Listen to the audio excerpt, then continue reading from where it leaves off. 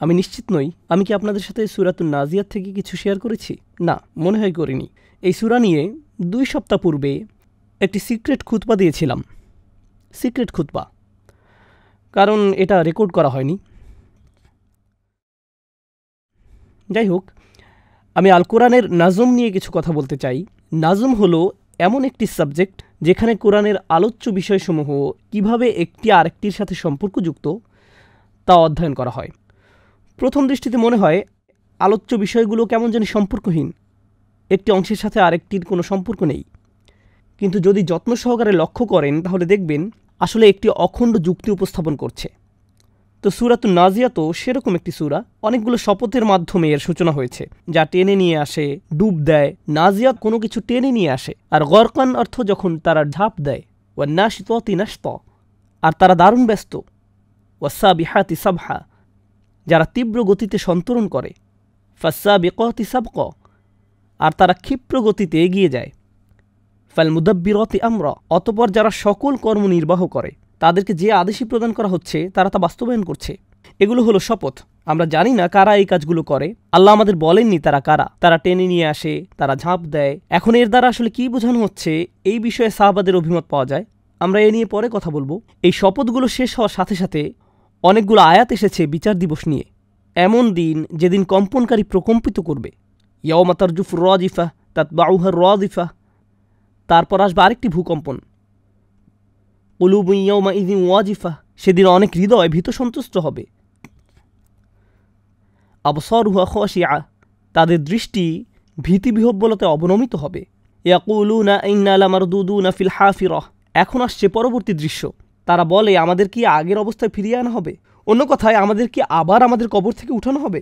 ফাইন্নামা হিয়া যাজরাতু ওয়াহিদা আইযা কুন্না ইযামান নাখিরা, আমরা যখন পচা গলা হাড় হয়ে যাব তখনও। এই প্রত্যাবর্তন কিভাবে ঘটবে? তিলকা ইযান কাররাতিন খাসিরা ফাইন্নামা হিয়া যাজরাতু ওয়াহিদা। এরপর আল্লাহ উত্তর দিচ্ছেন, ওটা তো কেবল একটা বিকট আওয়াজ, আর হঠাৎ করে তোমরা অন্ধকারে পতিত হবে। বিসাহিরা, সাহিরা মানে কোথাও সারা রাত দাঁড়িয়ে থাকা, অথবা কোথাও দাঁড়িয়ে থাকা যেখানে ঘুমের কোনো সুযোগ নেই। প্রথম বিষয় ছিল কতগুলো শপথ, যেখানে কিছু একটা উৎপাটন করে নেওয়া হচ্ছে। এর পরের বিষয় ছিল বিচার দিবস, এমন মানুষ যারা বিচার দিনের বাস্তবতা নিয়ে প্রশ্ন তুলেছে। তারপর হঠাৎ করে বলা শুরু হলো, হাল আতাকা হাদিসু মুসা, মুসার বৃত্তান্ত কি তোমার কাছে পৌঁছায়নি? এরপর আরও বিষয়বস্তুর অবতারণা করা হচ্ছে। দৃশ্য তো মনে হচ্ছে 1.5 পৃষ্ঠার মধ্যে প্রায় 6টি পৃথক বিষয়ের আলোচনা করা হচ্ছে। মনে হয় যেন একটার সাথে আরেকটার কোনো সম্পর্ক নেই, কিন্তু আসলে এই সবগুলো বিষয়ের মাধ্যমে অত্যন্ত চমৎকার একটি যুক্তি বোনা হচ্ছে। প্রথম আয়াতে আসলে 2টি চিত্র একই সাথে বর্ণনা করা হচ্ছে। আরবিতে আপনি পাবেন নাজিয়াত, আদিয়াত, আল আসিফাত ইত্যাদি। এই শব্দগুলি দিয়ে আসলে ঝড়, অশ্বের ছুটে চলা বোঝানো হয়। বেশিরভাগ সময় এগুলো দিয়ে এমন মানুষদের বোঝানো হচ্ছে যারা কোনো লোকালয়ে আক্রমণ করতে যাচ্ছে। আগের দিনের আরবরা ছড়ানো ছিটানো গ্রামে বা ক্যাম্পে বাস করত। তখন আক্রমণকারী ডাকাত দল ঘোড়া নিয়ে ভোরবেলা এ সমস্ত লোকালয়ে আক্রমণ চালাতো, যখন চতুর্দিক শান্ত থাকত। অশ্বারোহীরা আগমন করার সময় ঘোড়ার লাগাম ধরে টান দিত। যারা টান দেয়, এভাবে টানতে টানতে তারা ক্যাম্পে ঝাঁপিয়ে পড়ত। ওয়ান্নাজিআতি গরকা, তারা তখন খুবই ব্যস্ততার সাথে ছুটত, কারণ তাদেরকে একটার পর একটা তাঁবুতে লুটতারাজ চালাতে হতো। ওয়ান্নাশিতাতি নাশতা, তারা দ্রুত কাজ শেষ করে যেভাবে সহজে এসেছিল সেভাবে সহজে পালিয়ে যেত। ওয়াসাবিহাতি সাবহা, আর পালিয়ে যাওয়ার সময় তারা আসলে ধীরে ধীরে পালাতো না, কে অন্যের সাথে প্রতিযোগিতা করে দ্রুত পালিয়ে যেত। লোকালয় থেকে তাদেরকে দ্রুত সরে পড়তে হবে। ফাসসাবিকাতি সাবকা, আদেশের বাস্তবায়ন করত। অন্য কথায় লুণ্ঠন করে তারা মালামাল সংগ্রহ করলো, এখন তারা এগুলো নিজেদের মাঝে বন্টন করতে লাগলো। এই দৃষ্টিকোণ থেকেও নজর দেওয়া যায় সম্পূর্ণ প্রথম চিত্রটার দিকে। ভিন্ন আরেকটি দৃষ্টিকোণ হলো সালাফদের দৃষ্টি। ফেরেশতাদের মানুষের শরীর থেকে রূহ টেনে নেওয়ার কথা এখানে বলা হয়েছে। ফেরেশতারা শরীরের ভিতরে ডুব দেয় এবং রূহ টেনে নিয়ে আসে, কিন্তু এখানে আসলে 2টি চিত্র একই সাথে তুলে ধরা হয়েছে। আপনাদেরকে বলছি কিভাবে। আল্লাহ আজ্জা ওয়া জাল্লা আখিরাতের কথা বর্ণনা করতে যাচ্ছেন, এবং হঠাৎ করেই কিভাবে এর আবির্ভাব ঘটবে, তোমাদেরকে কোনো সতর্ক সংকেত দেওয়া হবে না। আরবরা তখন বলতো, আপনি কি বোঝাতে চাচ্ছেন? তখন আল্লাহ বলছেন, তোমাদেরকে আমি এমন একটি দৃশ্যের উদাহরণ দিচ্ছি যা তোমরা কল্পনা করতে পারো। যখন তারা রাতের বেলা হঠাৎ করে আক্রান্ত হতো, ঠিক যেমন ফেরেশতারা হঠাৎ করে এসে রূহ টেনে নিয়ে যাবেন। তারা আকাশ থেকে সাঁতার কাটার মতো ভাসতে ভাসতে নেমে আসবেন ঠিক যেভাবে অশ্বারোহী ডাকাতেরা মরুর বুক চিরে এগিয়ে আসে, ফেরেশতারা আদেশের বাস্তবায়ন করবেন যেভাবে অশ্বারোহীরা এসে তাদের সর্দারের আদেশ বাস্তবায়ন করবে। আর আকস্মিকভাবে এটা ঘটে, রাতের নিস্তব্ধতা ভেঙে তাদের আগমন ঘটে। এরপর তিনি বিষয়বস্তু পরিবর্তন করে বলেন, ঠিক এভাবে কিয়ামতের ভূকম্পন প্রকম্পিত করবে। ইয়াউমা তারজুফুর রাজিফা, সেদিন ভূকম্পন প্রকম্পিত করবে। তারপর আসবে আরেকটি ভূকম্পন, ঠিক যেভাবে আক্রমণকারীরা ঢেউয়ের মতো একের পর এক আসতে থাকে। প্রথম দলের আক্রমণ শেষ হতেই পরবর্তী দলের আক্রমণ ঘটে। তাতবাউহা রাদিফা। এই দৃশ্যটি আপনাদের মাথায় কল্পনা করুন, যেখানে গ্রামবাসীরা আক্রান্ত হচ্ছে, মাঝরাতে অশ্বারোহী ডাকাতেরা গ্রামে লুটতারাজ চালাচ্ছে। তখন মানুষ কি করে? কুলুবুন ইয়াউমাইযিন ওয়াজিফা আবসারুহা খাশিআ। তাদের অন্তর ভয়ে প্রকম্পিত, তাদের দৃষ্টি ভীতবিহ্বলতে অবনমিত।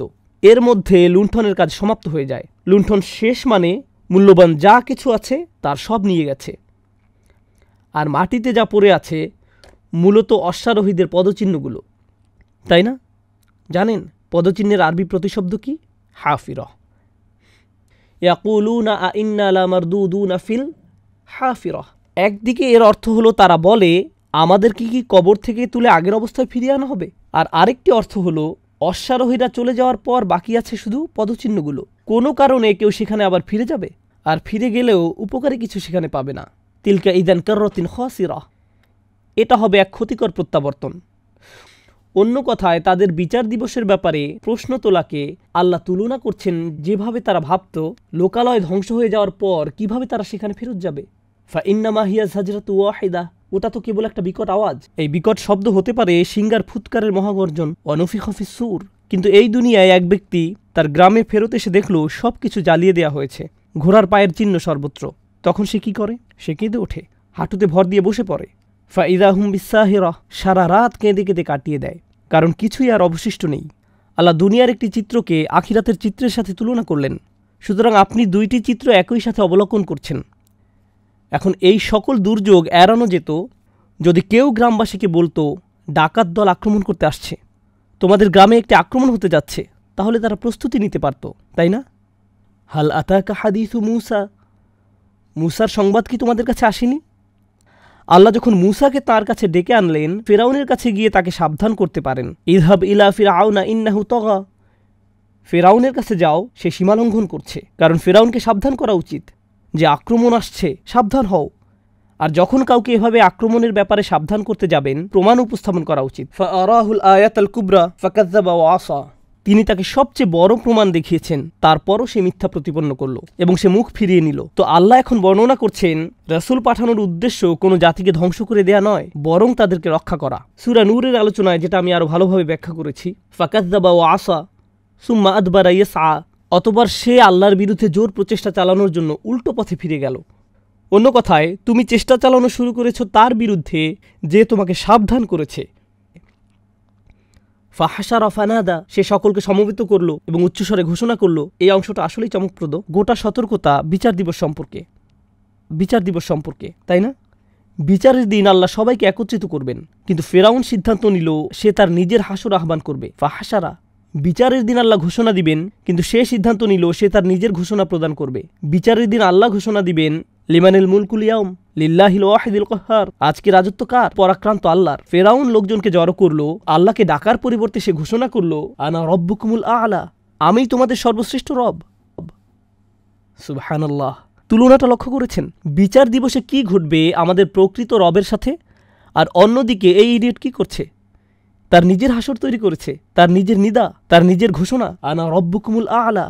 সূরার এই পর্যন্ত আলোচনাগুলো কি একবার দুনিয়া তারপর আখিরাত, একবার দুনিয়া তারপর আখিরাত, এভাবে না? এবার পরবর্তী আয়াতের ভাষার দিকে লক্ষ্য করুন। ফাআখাযাহুল্লাহু নাকালাল আখিরাতি ওয়াল উলা। অবশেষে আল্লাহ তাকে আখিরাত ও দুনিয়ার আযাবে পাকড়াও করলেন। সুবহানাল্লাহ। কোরআনে বিষয়গুলো কি সুন্দরভাবে সম্পর্কযুক্ত। তিনি তাকে একটি উদাহরণে পরিণত করলেন দুনিয়া এবং আখিরাতের জন্য। এখন একেবারে শাব্দিকভাবে দুনিয়া এবং আখিরাতের উল্লেখ করা হলো। এখান থেকে আপনি সূরার কেন্দ্রীয় অংশটি পড়লে, যেটা হলো ফেরাউনের একথা বলা যে আমি তোমাদের সর্বশ্রেষ্ঠ রব, এরপর থেকে আল্লাহ কি করলেন? তিনি সিদ্ধান্ত নিলেন যে প্রমাণ করবেন কে সর্বশ্রেষ্ঠ রব, কে সর্বশ্রেষ্ঠ রব। আল্লাহ বললেন, আনতুম আশাদ্দু খালকান মিস সামা। তোমাদেরকে সৃষ্টি করা অধিক কঠিন না আসমান সৃষ্টি? বানাহা। তিনি এটা নির্মাণ করেছেন। এখানে নির্মাণের ব্যাপারটা গুরুত্বপূর্ণ, কারণ ফেরাউন অনেক কিছু নির্মাণ করেছে। তার সময়ে পৃথিবীর শ্রেষ্ঠতম স্থাপত্য ছিল তার, সর্বোচ্চ স্থাপত্য ছিল তার। আল্লাহ বলেন রাফা আসাম কাহা, আসমানের ছাদ তিনি অনেক উচ্চে তুলেছেন। কারণ ফেরাউনের পক্ষে কোনোদিন আল্লাহর মতো এত উচ্চতম কিছু নির্মাণ করা সম্ভব নয়। তাই ফেরাউন যখন বলল আল আলা, উচ্চতা সম্পর্কে আসলে সে কি জানে? রফা আসাম কাহা ফাসাওয়াহা। এরপর আল্লাহ বলেন ওয়া আগতাশা লাইলাহা ওয়া আখরাজা দুহাহা, আর তিনি এর রাতকে আচ্ছন্ন করেছেন এবং এর দিবালোক প্রকাশ করেছেন। প্রসঙ্গত প্রথম চিত্রটি কখন ঘটেছিল? রাতের বেলায়। আর সকালের মধ্যে সবকিছু শেষ। তিনি তার রাতকে আধারে ঢেকে দিয়েছেন আর তার দিবালোক প্রকাশ করেছেন। সবকিছু পূর্বের বর্ণনার সাথে সম্বন্ধযুক্ত। তারপর ওয়াল আরদা বা'দা যালিকা দাহাহা, এরপর তিনি জমিনকে বিস্তীর্ণ করেছেন। যখন বলা হয় বিস্তীর্ণ জমিন, তখন এটি জমিনের বিশালতার ইঙ্গিত বহন করে। কোনো লোকালয় যখন আক্রান্ত হয়, কোরআন তাকে বর্ণনা করে দাকাত আলাইহিমুল আরদু বিমা রহবাত, পৃথিবী বিস্তীর্ণ হওয়া সত্ত্বেও তাদের জন্য সংকীর্ণ হয়ে গেল, তাদের পালানোর কোনো জায়গা নেই। আল্লাহ এখানে বলছেন তিনি চেয়েছেন পৃথিবীকে বিস্তীর্ণ করতে, কিন্তু মানুষ যখন তার সাবধানবাণীতে কর্ণপাত না করে, পৃথিবী সংকীর্ণ হয়ে যায়। জমিনের উদ্দেশ্য হলো বিস্তীর্ণ হওয়া, বিস্তৃত হওয়া। প্রসঙ্গত ফেরাউন বিশ্বাস করত তার বিশাল মাঠের পর মাঠ রয়েছে, তার সুদীর্ঘ নদী রয়েছে। ওয়াহাদিহিল আনহারু তাজরি মিন তাহতি, কুরআনে বলা হয়েছে এই নদীগুলো আমার নিম্নদেশে প্রবাহিত হয়। অতপর তিনি জমিনকে বিস্তীর্ণ করেছেন। এটা বলার পর আল্লাহ বলছেন আখরাজা মিনহা মা আহা ও আমার আহা, আল্লাহ তার ভিতর থেকে বের করেছেন পানি। তুমি মনে করেছো তুমি নদীগুলোর মালিক? তিনি এগুলোতে পানি প্রবাহিত করছেন এবং তৃণভূমি তৈরি করেছেন। তৃণভূমি মানে দুনিয়ার সবুজ শ্যামল তৃণলতা। তো আল্লাহ বলছেন পৃথিবীকে আরামদায়ক এবং বিস্তীর্ণ করে তৈরি করা হয়েছে। পানি স্বস্তি ও জীবনের মাধ্যম। তিনি পানি বের করেন যেন তোমরা শ্যামলিমা এবং জীবন পেতে পারো। কিন্তু ফেরাউনের ক্ষেত্রে পৃথিবী সংকীর্ণ হয়ে গেল, আর পানি জীবনের উৎস না হয়ে মৃত্যুর উৎসে পরিণত হলো। অন্য কথায় এই দুনিয়াতে আল্লাহ যে জিনিসগুলো নিয়ামত হিসেবে তৈরি করেছেন, আপনি যদি সঠিকভাবে এগুলোর ব্যবহার না করেন, কি জিনিসগুলো আপনার মৃত্যুর উৎসে পরিণত হতে পারে। একই জিনিস, একই নিয়ামত বিষে পরিণত হবে। আখরাজা মিনহা মা আহা ওমার আহা ওয়াল জিবালা আর সাহা, আর পর্বতগুলোকে তিনি দৃঢ়ভাবে প্রথিত করেছেন। ইরসা ব্যবহৃত হয় তাঁবু টাঙানোর জন্য, যখন বিশাল খুঁটি মাটিতে গেড়ে দেওয়া হয়, এটাকে বলা হয় ইরসা। যখন আপনি গেড়ে দেন, তিনি বলেন তিনি পর্বতগুলোকে গেড়ে দিয়েছেন। অনেকে বৈজ্ঞানিক দৃষ্টিতে আয়াতগুলো অধ্যয়ন করে এবং পর্বত কিভাবে তৈরি হয়েছে ইত্যাদি নিয়ে আচ্ছন্ন হয়ে পড়ে। দেখুন, এই আয়াতের মূল বিষয় এটা না, জানেন এই আয়াতের বিষয়বস্তু কি? আপনি যদি ফেরাউনের স্থাপত্যগুলোর দিকে তাকান, তারা পর্বতকে নকল করতে চেয়েছিল। তারা পিরামিডগুলোকে পর্বতের মতো করে নির্মাণ করতে চেয়েছিল, কারণ পর্বত শক্তির নিদর্শন। এই পর্বতগুলো তৈরি করার জন্য তাদেরকে নিচ থেকে নির্মাণ করে উপরে উঠতে হয়েছিল। তাহলে উঁচু করে নির্মাণ করতে হলে আপনাকে প্রথমে নিচের দিক থেকে শুরু করে আস্তে আস্তে উপরে উঠতে হবে। আল্লাহর স্থাপত্য, পর্বতগুলো যে কোনো পিরামিডের চেয়ে বহু উঁচু এবং লম্বা, তাকে নিচ থেকে তৈরি করতে হবে না। তিনি এগুলোকে উপর থেকে গেড়ে দিয়েছেন। কে আল আলা, বুঝতে পারছেন? ওয়াল জিবালা আর সাহা, এর ভাষা এতটাই শক্তিশালী। আল্লাহ কি চমৎকার ভাবেই না এই লোকের দাম্ভিকতার জবাব দিচ্ছেন। মাতা আল্লাকুম ওয়ালিয়ান আমিকুম, জীবিকার সামগ্রী। এই সমস্ত তোমাদের আর তোমাদের গৃহপালিত পশুগুলোর জীবিকার সামগ্রী। ফাইদা জাআতি তাম্মাতুল কুবরা, অতঃপর যখন মহাসংকট এসে যাবে। আল কুবরা শব্দটি দ্বিতীয়বার আসলো। ফাআরাহুল আয়াত আল কুবরা, ফাইদা জাআতি তাম্মাতুল কুবরা। কেন? কারণ ফেরাউনকে মহাপ্রমাণ দেখানো হয়েছিল যেন সে সতর্কতা গ্রহণ করে, মহাসংকটের ব্যাপারে সাবধানতা অবলম্বন করতে পারে। তাই তিনি যখন মহাসংকটের আয়াতে এসে পৌঁছবেন, আপনার মনে পড়বে তোমার তো এর জন্য প্রস্তুত থাকা উচিত ছিল। ফাআরাহুল আয়াত আল কুবরা ইয়াউমা ইয়াতাযাক্কারুল ইনসানু মা সাআ, সেদিন মানুষ স্মরণ করবে যা কিছু করার জন্য সে জোর প্রচেষ্টা চালাতো। আবার লক্ষ্য করুন, সাআ দ্বিতীয়বারের জন্য আসলো। আগে বলা হয়েছে সুম্মা আদবারা ইয়াসআ। এখানে আল্লাহ আমাদেরকে মনে করিয়ে দিচ্ছেন সেসব মানুষের প্রচুর ক্ষমতা ছিল, যা ইচ্ছা তাই করার পেছনে ছুটত। এখন তারা মনে করবে তারা ভুল সব জিনিসের পেছনে ছুটেছিল। তুলনাটা ফেরাউনের সাথে করে বোঝানো হয়েছে। অবুররিজাতিল জাহিমু লিমান ইয়ারা, এটা এত চমৎকার। আর জাহান্নামকে প্রকাশ করা হবে তার জন্য যে দেখতে চায়। প্রসঙ্গত, আমরা কি জাহান্নাম দেখতে চাই? না। যেটা দেখা দরকার ছিল তা হলো আল্লাহর রসুল তোমাদের সামনে যা উপস্থাপন করেছিলেন। ফাআরাহুল আয়াতাল কুবরা, তিনি তোমাদের কাছে এসেছিলেন যেন তোমরা সবচেয়ে বড় নিদর্শন দেখতে পারো। এটাই তোমরা দেখতে চাওয়া উচিত ছিল, যেন তোমাকে জাহান্নাম দেখতে না হয়। কারণ তুমি যদি এই নিদর্শনগুলো দেখতে না চাও, তোমাকে জাহান্নাম দেখতে হবে, একটা না একটা তোমাকে দেখতেই হবে। অবুর রিজাতিল জাহিমুল লিমাইয়ারা। এরপর আল্লাহ বলেন, ফাআম্মা মান তাগা ওয়া আসারাল হায়াতাদ দুনিয়া ফাইন্নাল জাহিমা হিয়াল মাওয়া। যে দুনিয়ার জীবনকে প্রাধান্য দিয়েছে তার আশ্রয়স্থল হলো জাহান্নাম, তার আশ্রয়স্থল হলো জাহান্নাম। এখানে আশ্রয়স্থল শব্দটির প্রয়োগ অসাধারণ। প্রথমে তিনি বলছেন যে এই দুনিয়ার জীবনকে প্রাধান্য দেয়। এখানে আশ্রয়স্থল শব্দটির প্রয়োগ অসাধারণ। প্রসঙ্গত আমাদের তো উভয় জীবনকে প্রাধান্য দেওয়ার কথা, আখিরাতকে দুনিয়ার উপর নয়। আমাদের তো দুনিয়ার সেরাটা এবং আখিরাতেরও সেরাটা চাওয়ার কথা। রব্বানা আতিনা ফিদ দুনিয়া হাসানা অফিল আখিরাতে হাসানা। আপনার তো উভয় জগতের মধ্যে ভারসাম্য রাখার কথা। ঠিক এই সূরায় উপস্থাপিত চিত্রগুলোর মতো সবকিছু এখানে দ্বৈত দ্বৈত দ্বৈত। এই আয়াতে এসে পৌঁছার পর জাহিমে অর্থাৎ জাহান্নামে সে আশ্রয়স্থল খুঁজে পাবে। সূরার শুরুতে ডাকাতদের আক্রমণের একটা চিত্র আঁকা হয়েছিল। ডাকাতের আক্রমণ হলে আপনি কোথায় যেতে চাইবেন? একটি আশ্রয়স্থল খুঁজবেন। আজ এই মানুষগুলোর কোনো আশ্রয়স্থল থাকবে না। তাদের জন্য বিচার দিবসের পর আশ্রয় নেওয়ার জায়গাটা হবে বিচার দিনের ভয়াবহতার চেয়েও বহুগুণে ভয়ানক। ওয়া আম্মা মান খাফা মাকামা রাব্বিহি ওয়া নাহান নাফসা আনিল হাওয়া। যে স্বীয় রবের সামনে দাঁড়ানোকে ভয় করে। আল্লাহ এমন ধরনের ভাষা এখানে ব্যবহার করলেন কেন? তিনি বলতে পারতেন খাফ আল্লাহ, যে আল্লাহকে ভয় করে, কিন্তু তিনি বলছেন যে তার রবের সামনে দাঁড়ানোকে ভয় করে। রব শব্দটি কি প্রথমবারের মতো ব্যবহার করা হচ্ছে? না। ফেরাউন বলেছে আনা রব্বুকুমুল আলা। ফেরাউন সম্পর্কে ভাবলে একটা বিষয় মাথায় আসবে। ফেরাউন বলেছিল লাআল্লি আত্তালিউ ইলা ইলাহি মূসা, তোমরা কেন আমার জন্য একটি টাওয়ার নির্মাণ করছো না? আমি আকাশে উঠব এবং গিয়ে মূসার রবের সাথে কথা বলতে চাই। সে আল্লাহ সুবহানাহু ওয়া তাআলার সামনে গিয়ে মুখোমুখি দাঁড়াতে চায়। সূরার শেষাংশে আল্লাহ বললেন যে তার রবের সামনে দাঁড়ানোকে ভয় পায়। মান খাফা মাকামা রাব্বিহি ওয়া নাহান নাফসা আনিল হাওয়া, এবং নিজেকে কামনা বাসনা থেকে নিবৃত্ত রেখেছিল। ফাইন্নাল জান্নাতা হিয়াল মাওয়া, তখন জান্নাত হবে তার আশ্রয়স্থল। প্রসঙ্গত কোরআনে আর কোনো জাতিকে, আমার জানা মতে আর কোনো জাতিকে জান্নাত হিসাবে অভিহিত করা হয়নি একমাত্র ফেরাউন ছাড়া। কাম তারাকু মিন জান্নাতিন ওয়া উয়ুন, হো মাই গড, ওয়া নি'মাতিন কানু ফিহা ফাকিহিন, আর নানা বিলাস সামগ্রী যাতে তার আনন্দ উপভোগ করত। কোরআনে বর্ণিত একমাত্র অন্য আর যেসব সম্প্রদায় সম্পর্কে আমি জানি যাদের দুনিয়াবি সম্পদের বর্ণনা আল্লাহ এমনভাবে দিচ্ছেন যেন তিনি আসল জান্নাতের বর্ণনা দিচ্ছেন, তারা হলো মিশরীয়রা। যখন তারা পানিতে ডুবে গেল, আল্লাহ বলেন তারা ছেড়ে গিয়েছিল কত বাগান ও ঝর্ণা, কত নিয়ামত, নানা বিলাস সামগ্রী যাতে তার আনন্দ উপভোগ করত। যে শব্দগুলো ব্যবহার করা হয়েছে তাদের ফেলে যাওয়া বিলাস সামগ্রীর বর্ণনা প্রদানে ফেরাউনের সম্পদের বা মিশরীয়দের সম্পদের বর্ণনা ছাড়া অন্য যে জায়গায় এই শব্দগুলো ব্যবহার পাওয়া যায় তা হলো জান্নাত। অবাক করা ব্যাপার, এখানে আল্লাহ বলেন ফাইন্নাল জান্নাতা হিয়াল মাওয়া।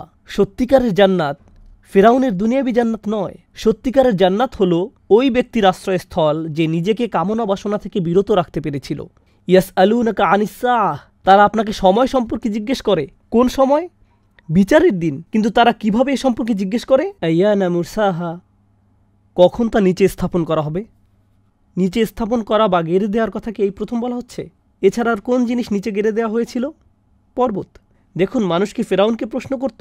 ফেরাউন যখন বলতো আমি শাস্তি দিব, তখন কেউ কি তাকে জিজ্ঞেস করত কখন তুমি আমাদেরকে শাস্তি দিবে? এই প্রশ্ন করতে হলে আপনাকে চরম বোকা হতে হবে। ফেরাউনকে, যে এই বিশাল প্রাসাদের অধিপতি, তাকে গিয়ে কি জিজ্ঞেস করবেন কখন শাস্তি দিবে আমাদেরকে?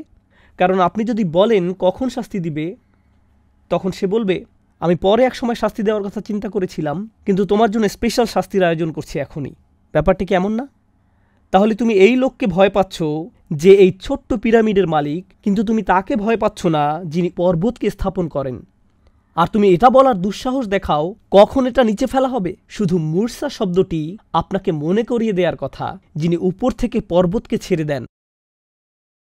তিনি এতটা ক্ষমতাশালী যে তোমার বোকার মতো প্রশ্ন করা উচিত নয় বিচারের দিন কবে আসছে, ফিমা আনতা মিন যিকরাহা, তা উল্লেখ করার কি জ্ঞান তোমার আছে? তুমি এ সম্পর্কে বলার কে? ইলা রব্বিকা মুনতাহাহা, এ সংক্রান্ত জ্ঞান তোমার প্রতিপালক পর্যন্তই শেষ। অর্থাৎ কখন এটা ঘটবে, কখন এটা আসবে, কখন এর সমাপ্তি হবে, এর সব কিছু আল্লাহর হাতে। ফেরাউন এই প্রেক্ষাপটে ফাহাসারা, সে লোকজন জড়ো করল, সে তার নিজের একত্রিত করার দিন আয়োজন করতে চেয়েছিল। আর আল্লাহ বলছেন, আমি আমারটার মালিক, কারও এতে নাক গলানোর সুযোগ নেই। ইলা রব্বিকা মুনতাহাহা ইন্নামা আনতা মুনজিরু মান ইয়াখশাহা, যারা একে ভয় করে তুমি কেবল তাদের সতর্ক করতে পারবে। এখন আসছে আমার প্রিয় আয়াত, শেষ আয়াত। কাআন্নাহুম ইয়াওমা ইয়ারাউনাহা, কাআন্নাহুম ইয়াওমা ইয়ারাউনাহা, যেদিন তারা তা দেখবে, লাম ইয়ালবাসু ইল্লা আশিয়াতান আও দুহাহা, সেদিন তাদের মনে হবে তারা পৃথিবীতে এক সন্ধ্যা বা এক সকালের বেশি অবস্থান করেনি। সেই রাত এবং সেই সকাল। কোথায় এই গোটা সূরার সূচনা হয়েছিল? ডাকাত দলের অতর্কিত আক্রমণের মাধ্যমে। এই আক্রমণ কখন ঘটেছিল? রাত এবং সকালের মাঝে। এখন আপনি যদি সেই আক্রমণের মুখে পড়তেন, ভীত সন্ত্রস্ত হয়ে পড়তেন, মনে করতেন আপনার জীবন শেষ। যদিও বেঁচে যেতেন, সারা জীবন ধরে আপনি শুধু সেই রাতের কথা মনে রাখতেন যখন বিচার দিবস আসবে, ফেরেশতাদের আক্রমণ ঘটবে, মানুষকে কবর থেকে উঠানো হবে। মনে করুন মানুষ তাঁবুতে ঘুমাচ্ছে, হঠাৎ আক্রমণ, কি হয়েছে কি হয়েছে? মানুষ তাদের কবরে ঘুমাচ্ছিল, জেগে উঠে বলবে কি হয়েছে কি হয়েছে। ডাকাতরা আপনাকে বিছানা থেকে টেনে তুলবে, ফেরেশতারা কবরে এসে মানুষকে টেনে তুলবে। এমনটাই ঘটবে। আর এটা যখন ঘটবে, তারা তাদের জীবনের আর কিছুই মনে রাখবে না। কি ছাড়া? সেই রাত। শুধু সেই রাতের কথাই তাদের মনে থাকবে। সেই রাত। তারা তাদের জীবনের আর কিছুই মনে রাখবে না। কাআন্নাহুম ইয়াওমা ইয়ারাউনাহা লাম ইয়ালবাসু ইল্লা আশিয়াতান আও দুহাহা। দুইটি চিত্র অসাধারণভাবে মিলে গেল সূরার শেষে এসে। ব্যাপারটা বিস্ময়কর, অসাধারণ সুন্দর। কিভাবে আল্লাহ আজ্জা জাল্লা কথা বলেন। সমস্যা হলো, আমি যা বলছি তার অধিকাংশই আপনারা আবিষ্কার করতে পারবেন না যদি শুধু অনুবাদ পড়েন। সম্ভব না। আমি বলেছিলাম এই সূরার কেন্দ্রীয় একটা অংশ রয়েছে, আনা রব্বুকুম আল আ'লা। প্রফেসর নেইল রবিনসন যখন এই সূরা নিয়ে গবেষণা করছিলেন, প্রফেসর নেইল রবিনসন, তিনি এখন মুসলিম, মাশাআল্লাহ, কুরআনের অসাধারণ এক স্কলার। তিনি একজন ওরিয়েন্টালিস্ট যিনি ইসলাম গ্রহণ করেছেন। জানেন তিনি কি আবিষ্কার করেছিলেন যখন তিনি বলেছিলেন যে এই সূরার কেন্দ্রীয় আয়াত আনা রব্বুকুমুল আ'লা, যেখান থেকে সূরার সামনের দিকের সব আলোচনা আল্লাহ সম্পর্কে। দ্বিতীয় অংশ, একই সংখ্যক সিলেবল, সূরার শুরু থেকে আনা রব্বুকুমুল আ'লা পর্যন্ত একই সংখ্যক সিলেবল ব্যবহার করা হয়েছে, সেখান থেকে শেষ পর্যন্ত। ওয়ার্ড নয়, সিলেবল। সিলেবল সূরার কেন্দ্রীয় জায়গায় বসানো হয়েছে আনা রব্বুকুমুল আ'লা। সুবহানাল্লাহ। এই বার্তাটাই এখানে দেয়া হচ্ছে যে ফেরাউনের মতো হইও না। কুরাইশদের দাম্ভিকতা ঠিক ফেরাউনের দাম্ভিকতার মতো ছিল না। ফেরাউনের মতো দাম্ভিক হওয়ার জন্য তোমাদের তার মতো দুর্গ এবং প্রাসাদ থাকতে হবে না। কোনো কিছু না থাকলেও তার মতো অহংকারী হয়ে যেতে পারো। আল্লাহ আজ্জা জাল্লা আমাদেরকে আরও ভালোভাবে বুঝার তৌফিক দান করুন। বারাকাল্লাহু লি ওয়া লাকুম। আসসালামু আলাইকুম ওয়া রাহমাতুল্লাহি ওয়া বারাকাতুহু।